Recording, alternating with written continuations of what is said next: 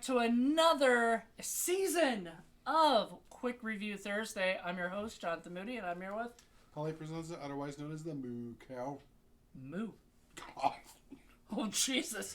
He hasn't been feeling too well. If you watched our first episode of Film Freaks, I'm not sure which one goes first, Film Freaks or this one. He's not feeling too good. I need some moo juice.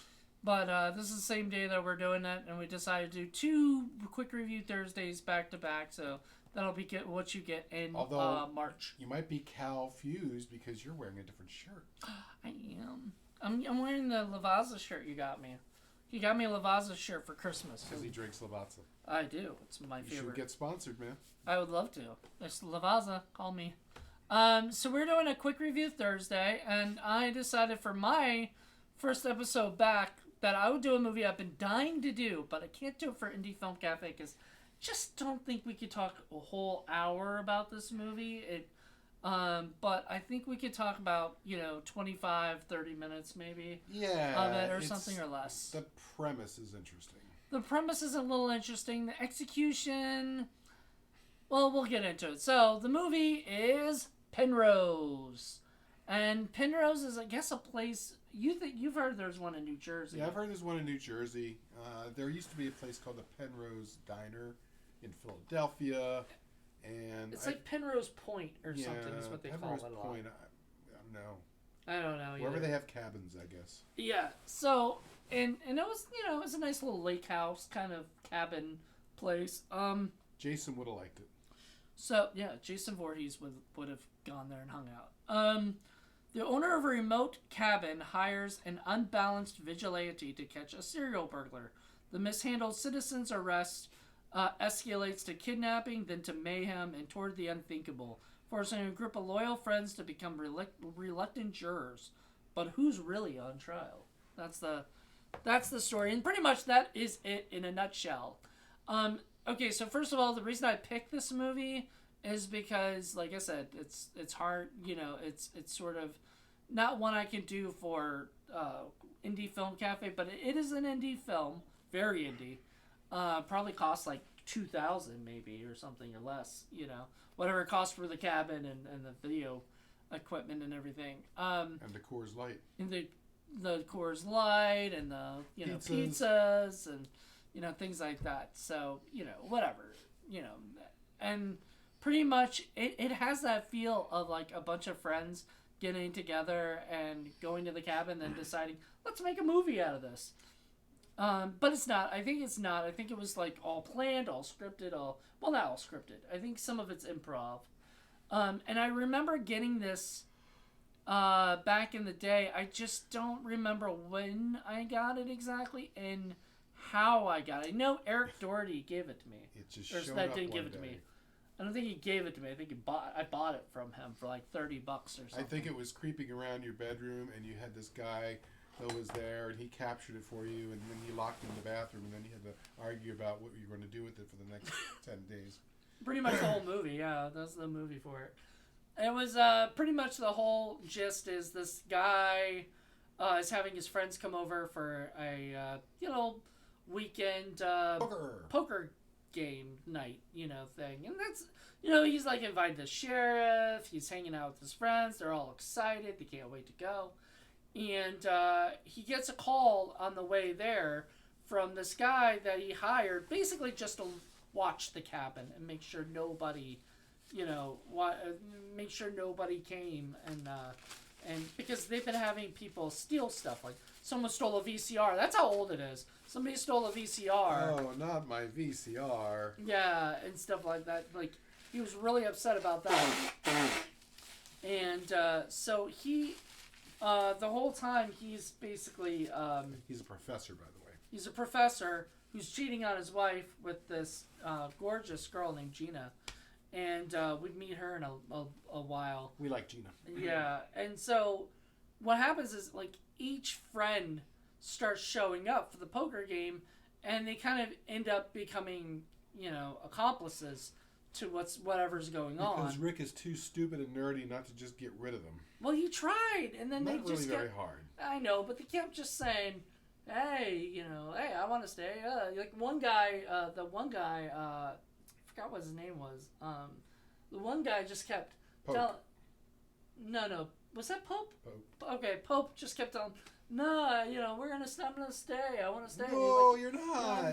Get your fat ass out of here. Yeah, and he's like, I'm telling you this story about how I met this woman who's gonna be my new wife, and he's trying to get them all to do that stuff, and like the whole time, Rick's just like, get out, like we're not playing poker anymore. He doesn't really say anything. He's just like, it's just like, dude, shut up and leave. That's all he had to do.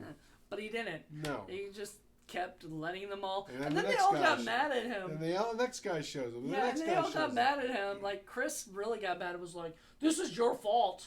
It is his fault. I know, but like the dude wouldn't leave. Like, what the hell is he? I mean, at times I don't know. I kind of felt bad for Rick because he did try. He did try. It's not like he didn't try, right? But Barely. then he had to tell everybody, so everybody started knowing about what's going on. There's one guy who was like I think he was a law guy, There was one guy who's a lawyer. Yeah, lawyer there. And he was not happy. Smart one, the one who the Australian guy, right? The guy who ends up selling them all out because he's the smartest one of the bunch. Yeah, pretty much. But yeah, the Australian guy, I liked him a lot. And then there's just each person had a personality, and we were talking about it before about the fact that if you have a movie like this, I mean, and these are a lot of improv and everything, they gotta completely stick to their character, like. And each one does. And so they're all there, and then Gina shows up with her friend because they didn't think Rick was going to be there. So they showed up, and then they invited like everybody else to come. So all these people start coming, and they tell them they tell them to go hang out at the like pond or the lake or whatever, and get away from the cabin. Because Rick can't even make them go away. Doesn't even try, because you were like saying, why doesn't he just go down there and tell them and everything? But even if he did, they wouldn't, because even remember like that one guy Wink just kept coming, and like he kept telling him, go away, we don't want you here, go away, and he's just like, I'm gonna stay, man. Like, I don't know what you stop yelling at me, old man. I'm like, the fuck? Why are people like this? Rick, you have a friend who's a sheriff. You introduced him in the very first scene. Call the guy and say, this guy is an asshole. Yeah, but then he might come check on the cabin or something. Why? I don't know. The teenagers are on the beach. They won't leave. Yeah. I need to check your cabin. Why? Well, you can't. Go away. Yeah. Just make them go away and your job's done. Exactly. So there's that, and then and so throughout the whole movie, it becomes like I keep hearing them say, like in commentaries or the behind the scenes or whatever, that it's very 12 Angry Men, and it becomes kind of like that in a 12 way. angry, kind of dumb men. 12 Maybe because that should have been the title. They create their own problems, and they just compound upon one, upon the other, upon the other. Yeah. And it just gets worse and worse and worse the longer it goes, and the more problems that they create. Uh-huh. And it all could have been solved very early on, but they didn't.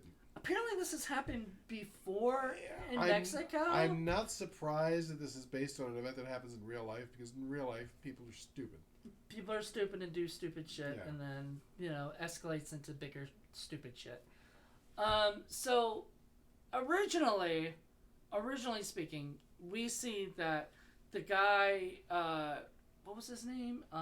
Which guy? The guy that captured the bad guy. Mick. There's Mick and Rick. And Mick had his gun on him, but like he was not hurt. He didn't shoot him, didn't do anything. Then we come back and we don't see it, but apparently the guy's all bloodied up and everything. So apparently Rick started beating the shit out of the bad guy or whatever, and so say bad guy, but I mean alleged bad guy, other than the fact that he was stealing something. He was a thief. Although we find out more about him later. We do find out that he supposedly raped his 9-year-old daughter. Or Yeah, Gina's friend. Yeah, since Gina's she was friend. 9 years old. Since she was 9 years old. So he's been doing like fucked up shit like that, and he's like the stepfather of Gina's friend or whatever. But and Gina wants him gone after that. Oh yeah. She finds him. She wasn't before, but now. Yeah. Which is really weird because it takes a turn because they start using these little note cards that say like they're kind of voting. Kill him. Let him cops go. Or let him go. Yeah, cops or let him go. And then there's one in the beginning that says kill him, and they were like, "No, we're not killing him. What are you talking about? Like that's not shouldn't even be an option. That's not the foreshadow." Later, it comes back again with them doing it once more, which even you were frustrated. And go, why? It didn't work the first time. Why are you doing it the second time? Because this time there's two. That's the gist of the second one. So there's two people. And I'm pretty sure Mick was the first one, and then Rick was the second one. Mm-hmm. And then, after then, when Gina finds out about who the guy is, and a lot of the other guys kind of find out more of the backstory of this guy, they all sort of kind of decide, except for Pope, who's sort of like on the fence of, he kind of wants, he's thinking about it. Chris doesn't want to do it either. Chris definitely doesn't want it the whole time. He's right. Except toward the end when he actually tries talking to the guy. Anytime you try and actually talk to the guy is such a vile piece of shit that I know everybody wants to kill him. Yeah, so he says, fuck you. That's why. And I mean, well, the interesting thing to me was that moment when it becomes clear that everybody feels that it's easiest and best to just kill the guy except Chris. And Chris is just holding out and causing more and more friction. And he doesn't realize, although I realize, dude, you are now putting yourself in danger because now the easiest thing is to simply kill you and then kill the guy. So, and that's why I was saying, initially, as a younger version of me would have been like Chris and fighting as an idealist, fighting for that. And then, older, smarter me is like, yeah, but that really puts you in a serious position that I don't know that I want to be in. Well, okay, so I had a disagreement with that because they were all actual friends. Like, these guys weren't just, like, people who just hung out together every now and then. Some of them were actual friends. Like, Chris and, I think, Rick were really good friends. And this, the Mexico incident, which we don't really know too much about. They allude to some stuff. Like, they allude to some stuff. They allude that, like, something bad happened in Mexico. And that's like, like a trigger is when he does any kind of, they do Muy any kind bueno. well, that starts it, but then later on the guy goes, burrito, stuff like that. So, like, any trigger words kind of, like, set Rick off. Shreddy salsa? You want some salsa? I'll give you salsa. Yeah, you're like, that's not salsa. But so that was fun, but, like the whole idea is, like, we don't know anything about Mexico. We don't know what happened exactly. Clearly it wasn't good, and clearly Rick was the one who kind of implicated everybody into it again. So, like, this has happened once again, which you were even saying, like, if they did all let the guy go or something or whatever, or somehow, like, they just all separate. You never see each other again, never talk about it kind of thing. And that would be, like, but I don't know if somebody died in Mexico or whatnot, and I kind of wish they showed that. In this case, the choices are, let him go, but what are the odds that he's just going to go away and that's it? They were saying he might come back with his friends, they might bring guns, there could be problems if you just let him go. Which I was wondering about, what you thought of that. What was your thought of that? Yeah, he probably, given the guy's personality, it wouldn't surprise me at all that he would bring back his hillbilly friends with guns. Yeah. So that's probably a bad choice. Choice number 2, go to the cops, in which case everybody's in the shitter and you're going to get in trouble. At least you're not going to be in trouble for murder, but yeah, you're not going to be able to scrub this, away. You're going to have to deal with the consequences of that. Or 3, and then where it finally comes to it, the choice is you kill him and you get rid of the body and you bury it like a smart person. You got to figure out how you do that. And there were, yeah. I mean, I don't want to give away the ending. The final thing. But yeah, there is some stuff with that. Yeah, they kind of go in a dumb direction with getting rid of the body. But. Yeah. By the way, people, this is not like on Tubi or anything, which is kind of sad. I feel like it's a movie that should be on Tubi and should be seen by more people. If I had a distribution company that could put stuff on Tubi, this would be the sort of thing I would like to put on. Dude, we've been talking about doing distribution. This would be a great movie for us to do. I would love. Get a hold of your buddy. Say, let's do this. I don't know. I don't know. I don't think I'm friends with Eric anymore. No. Eric, contact us at Indie Film Cafe if you're interested. I don't know if they still have the movie or whatever, but I guess you could rip it from the DVD or something. Blu-ray with commentary. Yeah. Well, they have commentary tracks on this DVD, and it comes with like, do I have it on here? Yeah, it comes with a bonus disc. Yeah, no, this is the bonus disc. Oh, okay. So there's 2 discs. Bonus. Yeah, so you got 2. This is the movie, and then you got a bonus disc right here, which has just extra stuff. I wonder if his email still works. There you go. Give it a try. But at the very least, you can tell him that we were reviewing his movie. Yeah.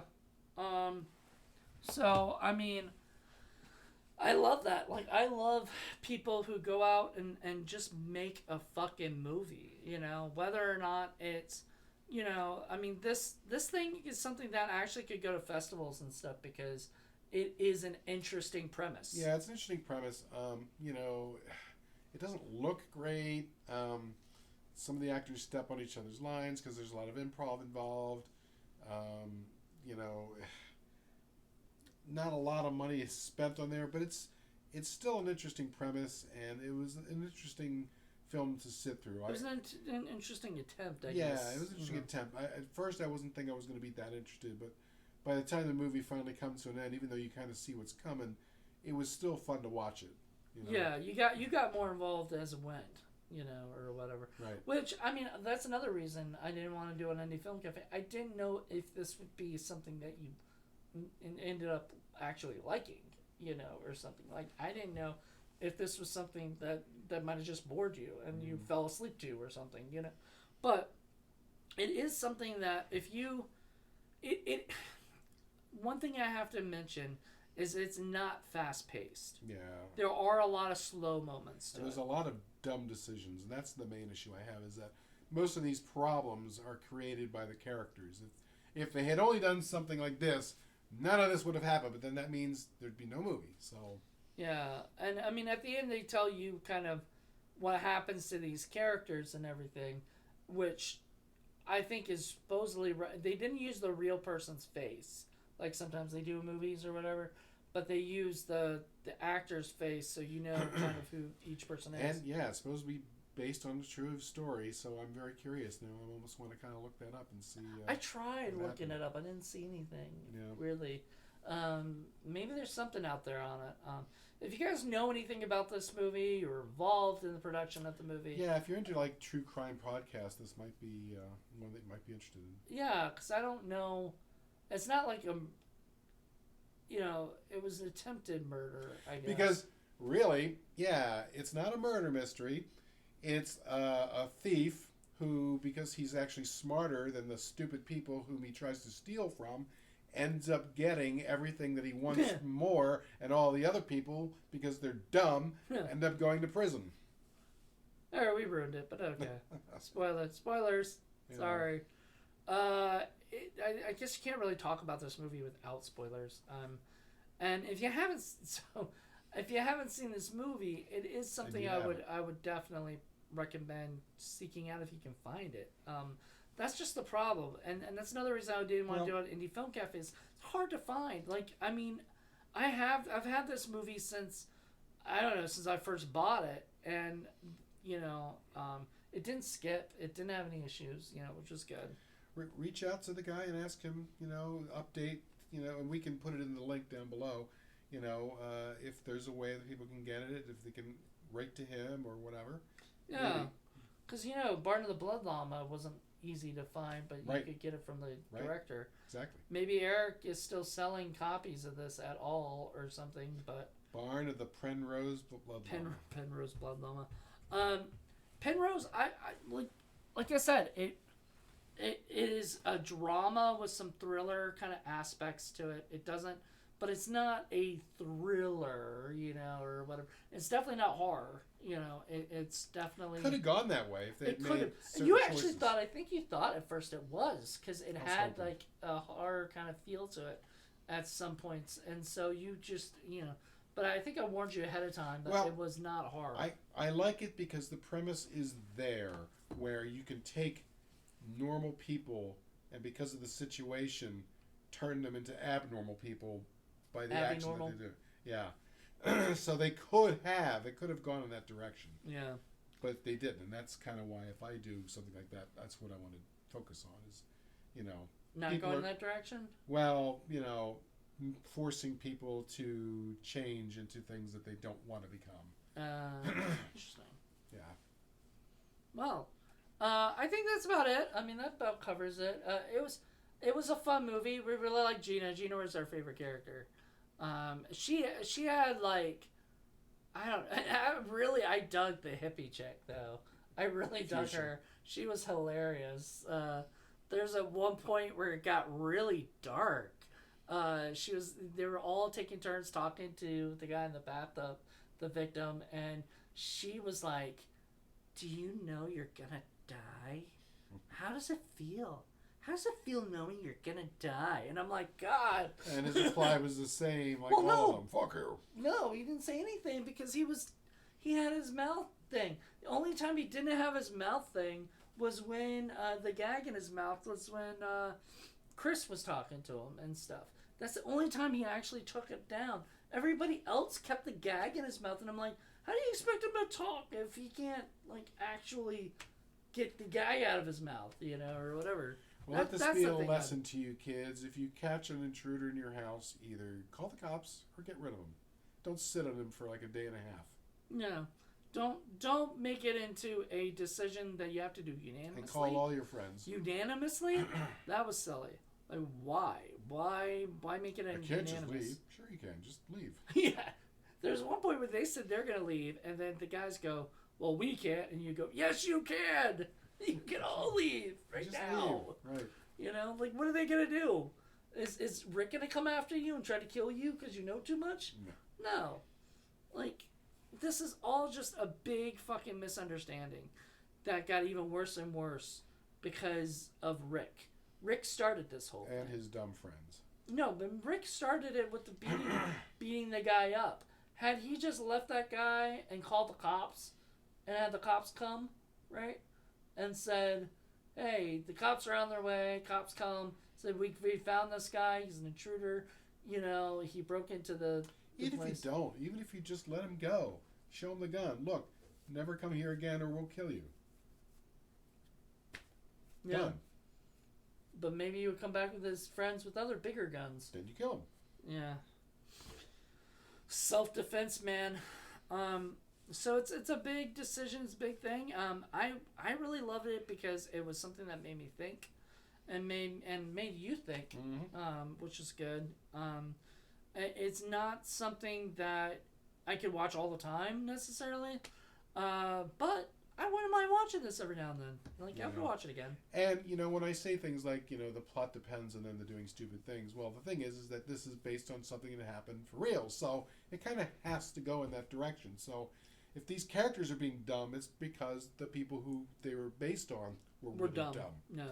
Which, like I said, is probably the more reason why I believe that it's something that really happened. I think that's why I like the movie Bully by Larry Clark. Right, because right. that was sort of the same situation. Exactly. Of where like things could have gone. Comparison. Yeah, this movie's a lot like Bully in the sense like really good movie. Yeah, really great movie. And a little better than this movie, but it's just I like it better than Kids. Honestly, my personal opinion. Yeah, it's a better movie. But Larry Clark does a great job just creating a real true story that escalates from one instant to another that becomes bigger and bigger, and the kids have to deal with it and everything. And this time it's grown-ups who should be smarter than the kids, but some grown-ups aren't. You know, they may make mistakes just like kids do. Right. And so I dug this movie a lot more. Now that I'm thinking about it, comparing it, this would be a good double feature with kids or Bully. So those two movies would be a great movie thing to watch. So. Except with Larry Clark, he's Larry Clark, so it's got to be teenagers and having sex and naked people, and stuff like that. But you know, because that's Larry Clark. They don't have any nudity in this movie. We haven't done any Larry Clark movies. We should. On like Film Freaks or Quick Review. Oh, I'm saving not Larry Clark, but I am saving Harmony Korine for you. Oh, great. All right. Anywho, thank you guys so much for checking this out. Join us in 2 weeks. It'll be a Paul's pick. We're about to go watch it, so don't know what he has planned, but he has something crazy planned for me. So, and you guys. So until then, everybody, have a good one. Bye.